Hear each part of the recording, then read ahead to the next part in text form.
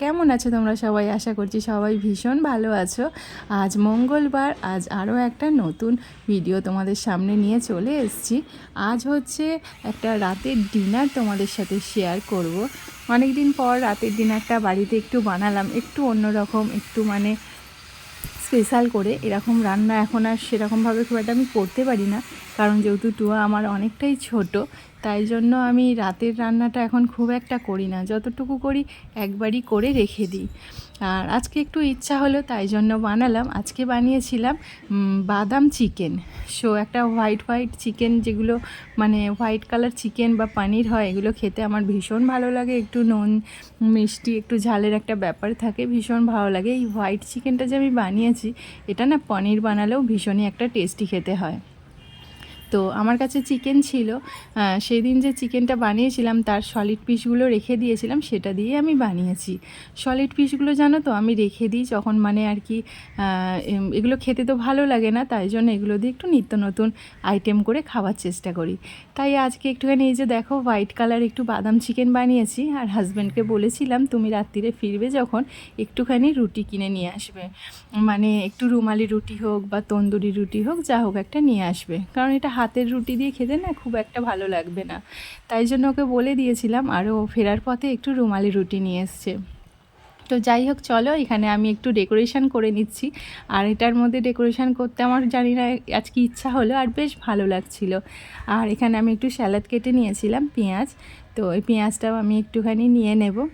আর খাওয়ার সাথে একটুখানি আম কেটেছিলাম, কারণ আজকে মিষ্টি ছিল না।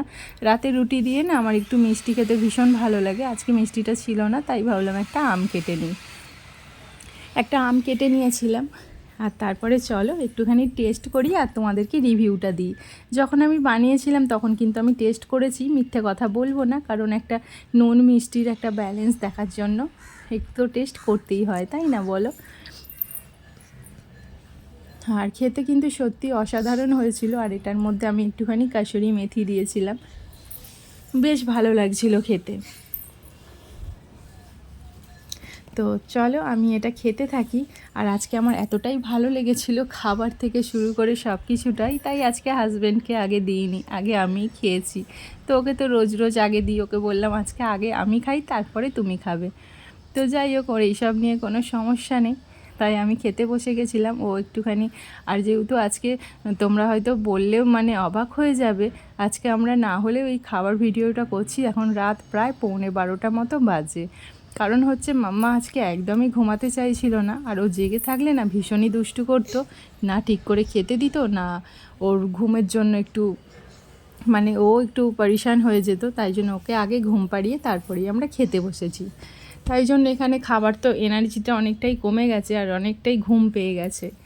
তো সব কিছু মিলিয়ে মিশিয়ে এইভাবেই ভিডিওটা করেছি।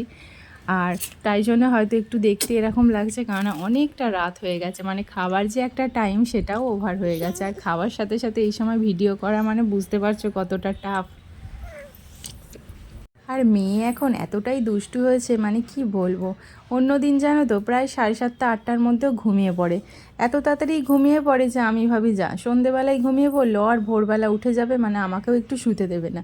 আর আজ দেখো, আজ একটু ভালো মানে ভিডিও করব বলে একটু রান্নাবান্নাও করে রেখেছি, আর আজকেও ঘুমালো এতটাই লেটে, মানে এগুলো কি বলবো, মানে এগুলো দুষ্টু না তো কী আর বলবো আমি জানি না। তোকে ঘুম পাড়িয়ে তারপরেই খেতে বসেছি। আর ভিডিও করতে করতে তো ভয়েস দিতে পারিনি, কারণ নালে আবার মাম্মা ঘুম থেকে উঠে পড়বে, তাই ভয়েসটা আমি পরের দিন দিচ্ছি। আর এখানে আমার মোটামুটি খাওয়া হয়েছে, মানে কমপ্লিট হয়নি। তো যাই হোক, এবারে হাজব্যান্ডকেও খেতে দিয়ে দিচ্ছি। ও বলল আমাকেও দিয়ে দাও, তাই জন্য এই যে দেখো এবারে ওকেও দিয়ে দিচ্ছি। আর এখানে ওকে 2টো রুমালি রুটি দিয়েছি, তারপরে এখানে বাদাম চিকেনটা দিচ্ছি। ও তো চিকেন খুব একটা ভালো খায় না, তাই আমি ভাবছিলাম যে খাবে কি খাবে না। তো যাই হোক, ও চিকেনটা খেতে খেতে তো আমাকে বললো চিকেনটা কিন্তু সত্যি ভীষণই ভালো হয়েছে, কিন্তু এটা পরের দিন বানালে আর চিকেন দিয়ে বানিও না, এটা কিন্তু তুমি পনির দিয়ে বানিও। কারণ ও যেহেতু চিকেন ভালো খায় না, ও পনিরটা ভালোবাসে খেতে, তাই জন্য। আর এটা কিন্তু পনির দিয়ে বানালেও অসাধারণ খেতে লাগবে। ওকেও একটুখানি পেঁয়াজ দিয়ে দিলাম, আর রুটির সাথে আর এই চিকেনটার সাথে পেঁয়াজের স্যালাডটা খেতেও কিন্তু ভীষণ ভালো লাগবে। আর এই যে দেখো এখানে তোমাদের বললাম যে আমি আম কেটে নিয়েছি। আমটা মানে অনেক দিন হয়ে গেছে তো খাওয়া হয়নি, অনেক দিন পর কেটেছি, তাই একটুখানি গলে গলে মতো গেছে। আর এই গলা আম কিন্তু খেতে একদমই ভালো লাগে না। আম হবে দেখবে একটু খাজা খাজা, তাহলেই কিন্তু সেই আমটা খেতে খুব ভালো লাগে। তো চলো ওকে এখানে দিয়ে দিয়েছি, দেখা যাক ও খেয়ে আমাকে কি বলে। এমনি যে চিকেন খেতে চায় না, সে আবার চিকেন খেয়ে জানি না কি রিভিউ দেবে। কিন্তু এই যে চিকেনের যে গ্রেভিটা হয়েছিল, এই গ্রেভিটা সত্যি মানে অসাধারণ টেস্ট একটা হয়েছিল। ও খেয়ে বলল যে দারুণ হয়েছে। যাই হোক, বানানোর পরে এরকম যদি কেউ বলে তো সত্যি ভালো লাগে, কারণ ও বলেই দেয় মুখের ওপর, যেটা ভালো হয় ভালো হয়, যেটা খারাপ হয় খারাপ। একদিকে আমার মনে হয় ভালো, কারণ তারপরে সেই ভুলটা শুধরে নেওয়া যায়। তো চলো, ও খেয়ে যেকালে ভালো বলেছে, তাহলে আমার রান্নাটা করা সার্থক হলো। তারপরে আজকেও কোল্ড ড্রিঙ্কসও নিয়ে এসেছিলো, যেটা আমরা ভুলে গেছিলাম খেতে, কারণ আনার পরেই সঙ্গে সঙ্গে আমি ফ্রিজে ঢুকে দিয়েছিলাম যাতে গরম না হয়ে যায়। তো তারপরে হঠাৎ করে মনে পড়লো যে আমি তো কোল্ড ড্রিঙ্কস এনেছি, তারপর বললাম যে নিয়ে এসছো যেকালে নিয়েই আসো, একটুখানি খেয়ে নিই। তো তারপরে খাওয়ার পর ভয় পাচ্ছিলাম কোল্ড ড্রিঙ্কস আর আম একসাথে খেলে কিছু হবে কি হবে না সেটা আমার জানা ছিল না। তো যাই হোক খেয়ে নিয়েছি, কারণ খাবার পরে তো ঘুমিয়ে পড়বো, আর তো কোনো কাজ নেই, তাই একটু ভয় লাগছিল। তো যাই হোক চলো, আজকে আমাদের খাওয়া দাওয়া এখানেই শেষ হয়ে গেছে। তোমাদের ভিডিওটা যদি ভালো লাগে অবশ্যই কিন্তু কমেন্ট বক্সে কমেন্ট করে জানাতে ভুলো না। আর ভালো লাগলে অবশ্যই আমার চ্যানেলে একটা লাইক করো আর সাবস্ক্রাইব করে আমার সঙ্গে থেকো। সো ফিরে আসবো আবার নতুন কোনো একটা ভিডিওর সাথে। আজকের মতো টাটা, সকলকে গুড নাইট।